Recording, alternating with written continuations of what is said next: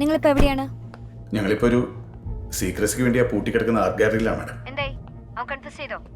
ഇല്ല, ചോദിക്കാൻ തുടങ്ങിയിട്ടേ ഉള്ളൂ. ഇല്ലീഗൽ കസ്റ്റഡിയാണ്. തന്നിലുള്ള വിശ്വാസം കൊണ്ട് മാത്രമാണ് ഞാൻ ഇതിന് സമ്മതിക്കുന്നത്. പക്ഷേ അവൻ കൺഫ്യൂസ് ചെയ്യുന്നില്ലെങ്കിൽ അധിക സമയം പിടിച്ചു വയ്ക്കേണ്ട. ലീവ് നോട്ടീസ് കൊടുത്ത് പിന്നെ വിളിപ്പിക്കാം. Okay madam.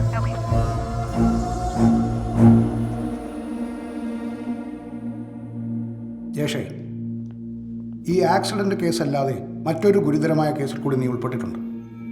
അതെന്താണെന്ന് നീ ഞങ്ങളോട് പറയില്ലെന്ന് വാശി പിടിച്ചാൽ കാര്യങ്ങൾ കൂടുതൽ വഷളാവും. പറഞ്ഞോടാ.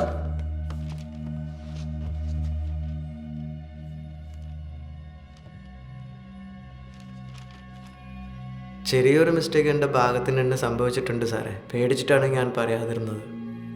വീട് പണികൾ എടുത്ത ലോണ് തിരിച്ചടയ്ക്കാത്ത കാരണം ബാങ്കിന് നോട്ടീസ് വന്നു സാറേ. ഇന്നാണ് എൻ്റെ വീട് താമസം. ആ ലോൺ തിരിച്ചടയ്ക്കാൻ വേണ്ടി ഞാൻ കുറച്ച് ഗോൾഡ് കയറ്റിയിട്ടുണ്ട് സാറേ. തെറ്റാണ്, പക്ഷേ എൻ്റെ ഗതികേട് കൊണ്ട് ചെയ്താണ് സാറേ. അതെവിടെ? ആ ട്രോളി ബാഗിലുണ്ട് സാർ. ബാഗ് എടുത്ത്.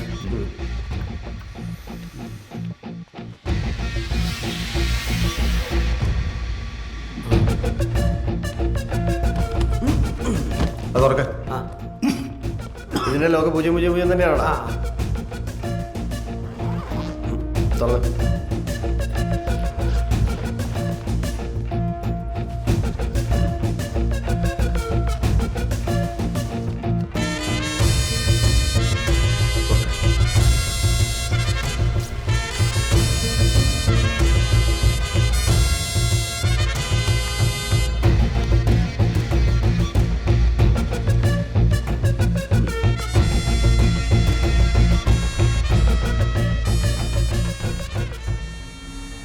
ഇരിക്കെ. ഇത് വൻ സ്മഗ്ലിംഗ് ആയിപ്പോയല്ലോ. ഞങ്ങൾക്കിതൊരു ബോണസാണ്. എന്താണെന്ന് എനിക്ക് മനസ്സിലായോ? ഇല്ല സാറേ. ജേഷേ, അതായത് ഞങ്ങളൊരു കേസിനെക്കുറിച്ച് ചോദിക്കുമ്പോൾ ആ കേസിനെക്കുറിച്ചല്ലാതെ അയാൾ ചെയ്ത മറ്റൊരു കേസിനെക്കുറിച്ച് പറയുന്നതിനെയാണ് ഞങ്ങൾ ബോണസ് എന്ന് പറയുന്നത്. മനസ്സിലായി സാർ. തൽക്കാലം ഈ ബോണസിനൊരു കേസെടുത്ത് നിന്നെ ഞങ്ങൾ ബുദ്ധിമുട്ടിക്കുന്നില്ല. പക്ഷെ നീ പറയാത്തൊരു കാര്യം കൊണ്ടുണ്ട്, അതുകൂടെ നീ പറയണം. ഇനി എന്ത് കാര്യമാണ് സാറേ? നീ പറഞ്ഞ പോലെ ആക്സിഡന്റ് കേസിനും സ്വർണ്ണക്കടത്തിനും ഞങ്ങൾ നിന്നെ പൊക്കേണ്ട കാര്യമൊന്നുമില്ല. അതിന് ഉത്തരവാദിത്തപ്പെട്ടവർ വേറെയുണ്ട്. പക്ഷെ അതിനേക്കാൾ ഗ്രാവിറ്റി ഉള്ളൊരു കേസിൽ നീ പെട്ടിട്ടുണ്ട്. അത് നിനക്ക് ഊഹിക്കാവുന്നേ ഉള്ളൂ. ഇപ്പൊ നീ മനസ്സിലാലോചിച്ചുകൊണ്ടിരിക്കുന്നില്ലേ ആ സംഭവം? അത് നീ പറഞ്ഞാൽ മതി. ഞാനൊന്നും ആലോചിച്ചിട്ടില്ല സാറേ.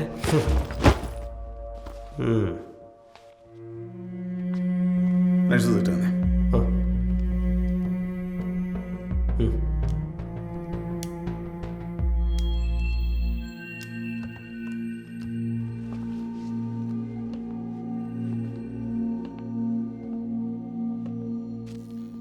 നിനക്ക് നാട്ടിലെന്തായിരുന്നു പരിപാടി?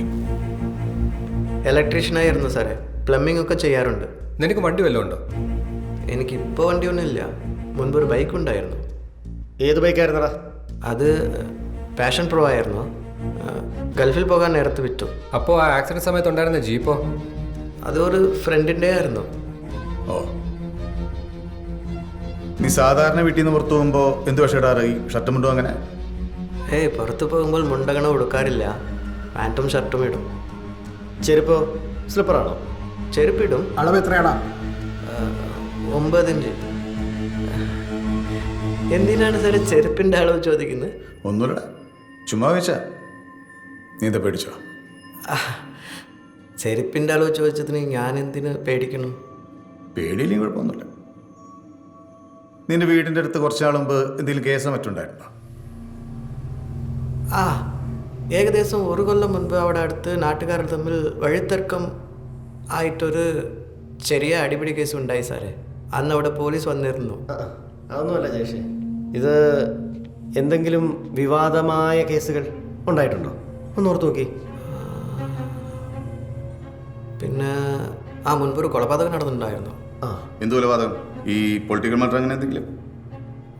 ഇതൊരു സ്ത്രീയെ കൊന്ന കേസാണ്. ആരാ അവര്?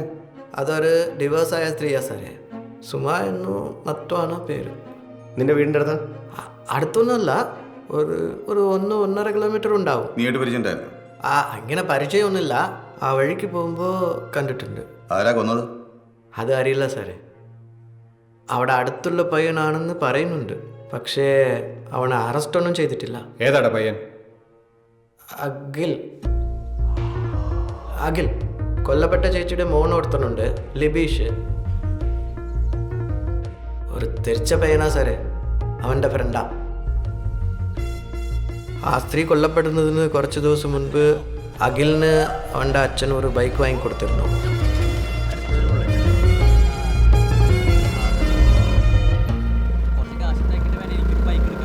ഞാൻ നാളെ സേമിനെ കാണുന്നുണ്ട്, നേരിട്ടങ്ങ് കൊടുത്തേക്കാം. ആഹാ, അമ്മ എങ്ങനെയുണ്ട് വണ്ടി?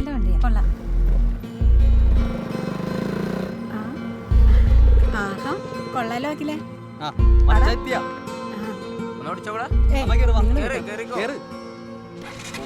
സംഭവം നടന്ന ദിവസം പക്ഷേ ഈ ബൈക്ക് കാരണം അവർ രണ്ടുപേരും തമ്മിൽ ചെറിയ അടിപിടി ഉണ്ടായി. നിങ്ങളുടെ വന്നേ എന്താ വായോ എന്ത് പറടാ. എൻ്റെ അവിടെ കോളേജിലെ പിള്ളേർക്ക് സ്ഥിരം ജോയിൻ്റ് കൊടുക്കുന്നത് ഇവനാന്ന് പറയുന്നുണ്ട്. ഇവനായിട്ടുള്ള കമ്പനി നീ വിട്ടോ? ഇതൊന്നല്ല, ഇത് വേറെ വണ്ടി സംസാരിക്കാനാണ്. എത്ര ദൂരത്തേക്ക് വണ്ടി നയിക്കാൻ പറ്റൂല, അത് ഇവൻ്റെ കൂടെ. ഓ, എനിക്ക് ഈ വണ്ടി സാമാനൊക്കെ മേടിച്ചിരുന്നില്ല, അപ്പം നാട്ടിൽ വെച്ചിട്ട് കാശ് ഉണ്ടാക്കുന്നുണ്ട്. പക്ഷെ എനിക്ക് അങ്ങനല്ല, എനിക്ക് വണ്ടി വാങ്ങണമെങ്കിൽ ഞാൻ ഉണ്ടാക്കണം കേട്ടാ. എടാ അതല്ല, നീ പോയി വാടാ.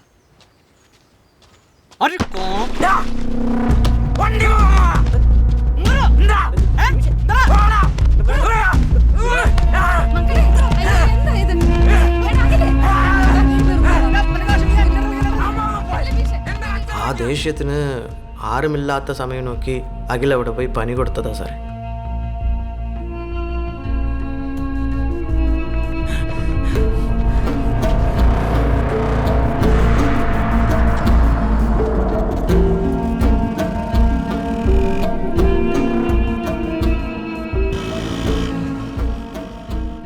നാട്ടിൽ ഈ കഥ അറിയാത്തവരാരില്ല സാറേ. എന്തുകൊണ്ടാണ് അവന് ഇതുവരെ പോലീസ് അറസ്റ്റ് ചെയ്യാത്തത്? അവൻ്റെ അച്ഛൻ പൊളിറ്റിക്സിലൊക്കെ അത്യാവശ്യം പിടിപെടുള്ള ആളാണ്, ചിലപ്പോൾ അതായിരിക്കും. നിന്നെ ഈ കേസിൻ്റെ കാര്യത്തിന് പോലീസ് സ്റ്റേഷനിലേക്ക് വല്ലതും വിളിപ്പിച്ചായിരുന്നോ? ഒരു ദിവസം വിളിപ്പിച്ചിരുന്നു. എന്തിനായിരുന്നു? ആദ്യം ഈ കേസിലേക്ക് എൻ്റെ വീട്ടിൻ്റെ അടുത്തുള്ള മനോജ് ചേട്ടനെ പോലീസ് സംശയിച്ചിരുന്നു. ആ പുള്ളിക്കാരനെ പറ്റി ചോദിക്കാനായിരുന്നു. അവരെൻ്റെ മൊഴിയെടുത്ത് പറഞ്ഞു വിട്ടു. ജയേഷേ, സുമാ മർഡർ കേസിലേക്ക് ഇതുവരെ പോലീസിനെ ആരെയും അറസ്റ്റ് ചെയ്യാൻ കഴിഞ്ഞിട്ടില്ല.